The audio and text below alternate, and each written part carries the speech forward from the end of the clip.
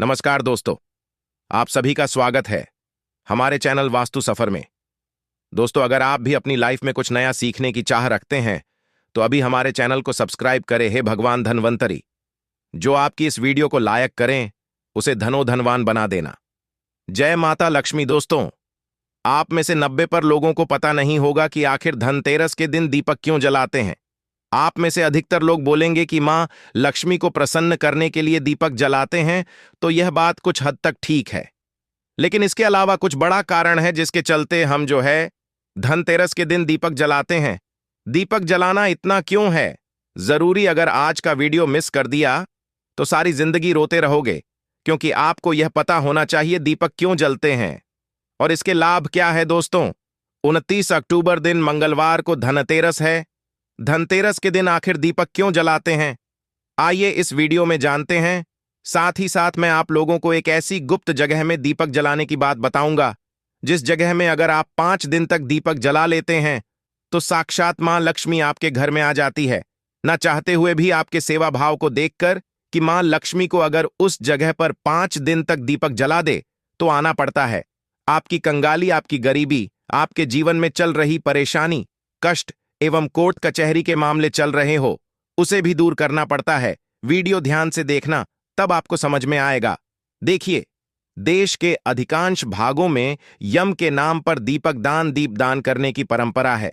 तो देखिए, दीपावली के 2 दिन पूर्व धनवंतरी त्रयोदशी के सायंकाल में मिट्टी का कोरा दीपक लेकर के आते हैं। इसमें तिल का तेल डाल करके नवीन रुई की बत्ती रखते हैं, या फिर आपके समर्थ अनुसार, जैसे कि तिल का तेल है, या फिर फली का तेल है, या फिर सरसों का तेल है, या फिर हो सके तो आप घी का दीपक भी जला सकते हैं।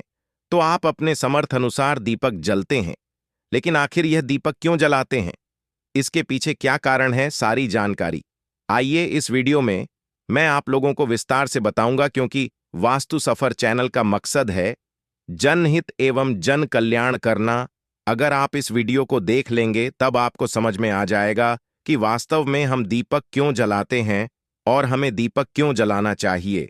और वास्तव में इस वीडियो को देखने के बाद आपको एक एक्स्ट्रा लाभ मिलेगा कि आपके घर से गरीबी जन्मों की जो कंगाली है वह चली जाएगी। कहते हैं कि बहुत साल पहले हंसराज नाम का एक प्रतापी राजा था। एक बार वह अपने मित्रों, सैनिकों और अंगरक्षकों के साथ जंगल में शिकार खेलने के लिए गया। संयोग से राजा सबसे बिछड़ करके अकेला रह गया और भटकते हुए एक अन्य राजा, जिसका नाम था हेमराज, हेमराज के राज्य में पहुंच गया। कथा ध्यान से सुनना, तभी आपको समझ में आएगा, और कमेंट बॉक्स में जय माता लक्ष्मी जरूर लिखना। तो हेमराज ने थके हारे हंसराज का भव्य स्वागत किया। ठीक है, उसी रात हेमराज के यहां पुत्र का जन्म हुआ। इस खुशी के अवसर पर हेमराज ने राज्य के उत्सव में सम्मिलित होने के लिए आग्रह के साथ हंसराज को कुछ दिन तक वहां ठहरने के लिए रोक लिया। बच्चे की छठी के दिन एक विचित्र घटना घटित हुई। ध्यान से सुनना। पूजा के समय एक देवी प्रकट हुई और बोली, आज शिशु की जो इतनी खुशी मनाई जा रही है, यह अपने विवाह के 4थे दिन मृत्यु को प्राप्त हो जाएगा। इस भविष्यवाणी से सारे राज्य में शोक छा गया। हेमराज और उसके परिजनों पर ऐसा समझो कि वज्रपात हो गया हो। पहाड़ के सामान जैसे दुख आ गया। सबके सब स्तंभित रह गए, चुप रह गए। इस शोक के समय हंसराज ने राजा हेमराज और उसके परिवार को बिल्कुल ही आश्वासन दिलाया और विचलित न होने का आश्वासन दिलाया, और बोला कि इस बालक की रक्षा मैं करूंगा और संसार की कोई भी शक्ति इसका बल बांका का नहीं कर सकेंगी। इसकी रक्षा मैं स्वयं करूंगा। ध्यान से सुनना। तो हंसराज ने यमुना के किनारे एक भूमिगत किला बनवाया और उसी के अंदर राजकुमार के पालन पोषण की व्यवस्था करवाई। इसके अतिरिक्त राजकुमार की प्राण रक्षा के लिए हंसराज ने सुई के ब्राह्मण से अनेक तांत्रिक अनुष्ठान, यज्ञ, मंत्र जाप आदि की व्यवस्था भी करवा रखी थी। धीरे धीरे राजकुमार युवा हुआ।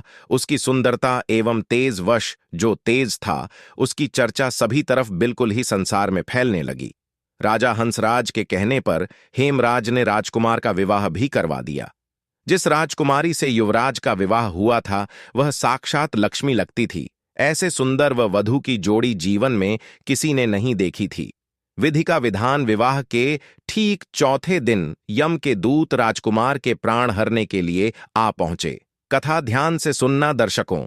अब अभी राज्य में मांगलिक समारोह ही चल रहा था कि राज्य परिवार और प्रजाजन खुशियां मनाने में मग्न थे कि राजकुमार और राजकुमारी की छवि देख करके यमदूत भी वहां पर आए और विचलित हो उठे। किंतु राजकुमार के प्राण हरण का अंतिम कार्य उन्हें करना ही पड़ा। यमदूत जिस समय राजकुमार के प्राण लेकर चले, उस समय ऐसा हालाहाल मच गया, हाहाकार मच गया, दारुण होने लगा। ऐसा दृश्य वहां पर उत्पन्न हुआ जिससे द्रवित होकर के यमराज के जो दूत थे वह भी रोने लगे। इस घटना के कुछ समय पश्चात एक दिन यमराज ने प्रसन्न मुद्रा में अपने यमदूतों से पूछा, दूतों, तुम सब अनंत काल से पृथ्वी के जीवों का प्राण हरण करते आ रहे हो।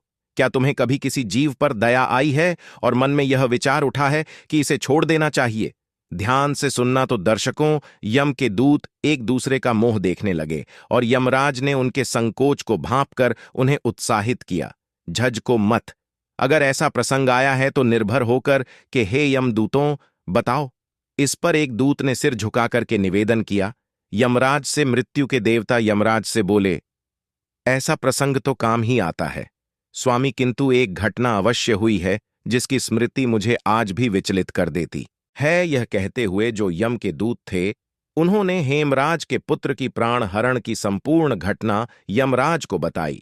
इस दुखद प्रसंग से यमराज भी विचलित हो उठे और इसे लक्ष्य करके ध्यान से सुनना, इसका लक्ष्य करके दूत बोला कि नाथ, ध्यान से सुनना, क्या कोई ऐसा उपाय नहीं जिस उपाय से अकाल मृत्यु से प्राणियों को छुटकारा मिल जाए और मृत्यु के देवता यमराज जो प्राण हरत हैं इससे बच सकें? तो इस पर यमराज ने कहा, जीवन और मृत्यु यह सृष्टि का अटल नियम है तथा इसे बदला नहीं जा सकता। किंतु यमराज ने कहा कि धनतेरस को पूरे दिन का व्रत और यमुना में स्नान कर धनवंतरी और यम का पूजन दर्शन काल मृत्यु से बचाव कर सकता है।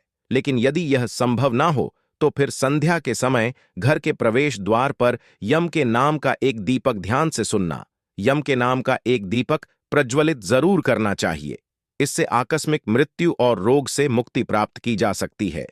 स्वयं यमराज ने बताया है कि अगर कोई भी व्यक्ति, ध्यान से सुनना, अगर कोई भी व्यक्ति अगर धनतेरस के दिन यम के नाम से दीप जलाएं तो बिल्कुल ही कैसी भी आपके जीवन में अकाल मृत्यु आने वाली हो, बुरा समय आने वाला हो या फिर किसी के कालसर्प दोष जीवन में चल रहा है, वह दोष समाप्त हो जाता है। इसके पश्चात धनतेरस के दिन हो सके तो धनवंतरी जी के लिए प्रवेश द्वार पर यम के लिए और माता लक्ष्मी के स्वागत के लिए बिल्कुल ही दीपक जलाना चाहिए।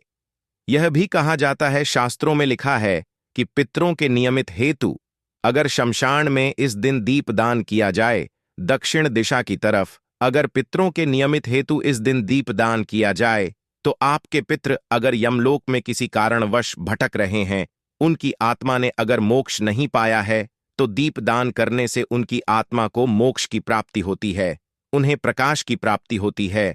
और सभी पवित्र हिस्से में, जैसे कि लक्ष्मी स्थान है, धन स्थान है, व्यापार स्थान है और वाहन स्थान कहा गया है, बहुत सारे हमारे घरों में स्थान होते हैं, तो सभी स्थान में इस दिन पवित्र दीपक जरूर जलाना चाहिए। मां लक्ष्मी का इस दिन वरदान भी है। एक कथा के अनुसार माता लक्ष्मी ने स्वयं कहा है कि जिस घर में धनतेरस के दिन कल कि मैंने कथा में बताया था, आप सभी दर्शकों को जरूर पता होगा, जिस घर में अगर धन तेरस के दिन 13 दीपक जलते हैं, 13 दीपक ही आपको जलाने हैं, धनतेरस के दिन 13 दीपक जलते हैं, तो ऐसे घर में मैं मजबूर होकर के साल भर निवास करती हूं और ऐसे घर को धन दौलत से परिपूर्ण बना देती हूं। और अगर वह व्यक्ति फिर आने वाली धनतेरस के दिन 13 दीपक जला दे तो मैं फिर उसके घर में रह जाती हूं। अर्थात अगर आप आजीवन मां लक्ष्मी को प्रसन्न करना चाहते हैं, आप चाहते हैं कि मां लक्ष्मी आपके घर से ना जाएं, आपके घर में धन दौलत एवं सुख संपत्ति एवं यश कीर्ति की प्राप्ति हो, तो आप अपने घर में धनतेरस के दिन दीपक जरूर जलाएं। चाहे आप सनातन धर्म से जुड़े हों, चाहे आप सनातन धर्म को नहीं मानते हो, एक बार यह कार्य करके जरूर देखना, आपका घर धन दौलत से जगमगा उठेगा। मां लक्ष्मी की कृपा से आपके घर में धन दौलत आएगी। कभी कभी आपने देखा होगा ऐसे लोग होते हैं जिनके घर में यथार्थ धन दौलत होती है, लेकिन ऐसे व्यक्ति को सुख एवं शांति प्राप्त नहीं होती है। ऐसे व्यक्ति का मन जो रहता है बिल्कुल ही जैसे मेंटल बोल सकते हैं, एक प्रकार का बोल सकते हैं कि दिन भर ऐसे व्यक्ति कोमा में चला गया हो, या फिर ऐसे व्यक्ति को बोल सकते हैं कि पागलपन हो गया हो, उन्हें सुख चैन दुनिया का नहीं मिल रहा है। तो ऐसे व्यक्ति भी इस दिन उनके नाम से भी आप जो है 13 दीप दान कर देते हैं, आप नदी में 13 दीप बहा देते हैं, तो उनका जो मानसिक संतुलन बिगड़ चुका हो वह ठीक हो जाता है। और हो सके तो इस दिन धनतेरस के दिन हमारे धर्मशास्त्रों में लिखा है, अगर कोई भी व्यक्ति धनतेरस के दिन पीपल का वृक्ष, गूलर का वृक्ष और बेल का वृक्ष, ये जो 3 मैं वृक्ष बता रहा हूं, इन्हें देव वृक्ष बोला जाता है। तो एक बात का थोड़ा विशेष ध्यान रखें, क्योंकि इस साल तेरस में 23 अक्टूबर को क्या है, रविवार का दिन पड़ रहा है। तो आप जो है पीपल के नीचे में दीपक मत जलाइन, आप जो है गूलर पेड़ के नीचे में या फिर आप जो है बेल के वृक्ष के नीचे में दीपक जरूर जलाएं। हमारे धर्मशास्त्रों में लिखा है, जो व्यक्ति बेल के नीचे में संध्या काल में दीपक जलता है, तेरस से लेकर के आपको भाई दूज तक 5 दिन जलाना होता है। 5 दिन नहीं, आपका समर्थ नहीं है तो आप जो है 3 दिन जरूर जलाइन।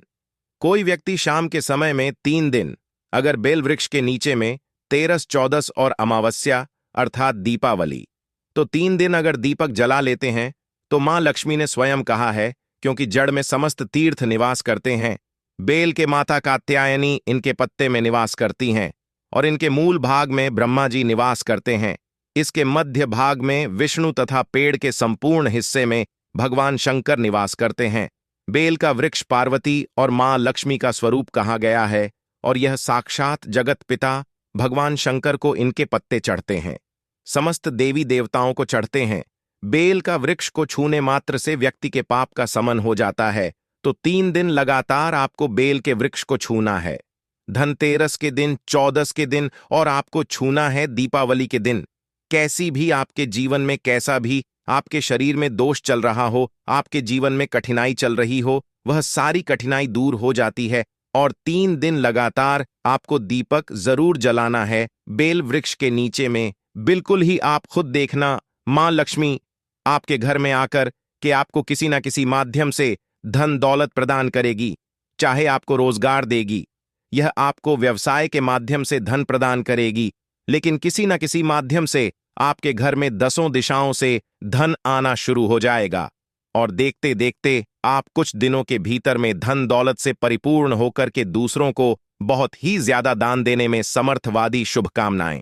दोस्तों, आज की वीडियो में बस इतना ही। वीडियो अच्छी लगी हो तो वीडियो को एक लाइक और हमारे चैनल वास्तु सफर को सब्सक्राइब जरूर कीजिएगा। धन्यवाद।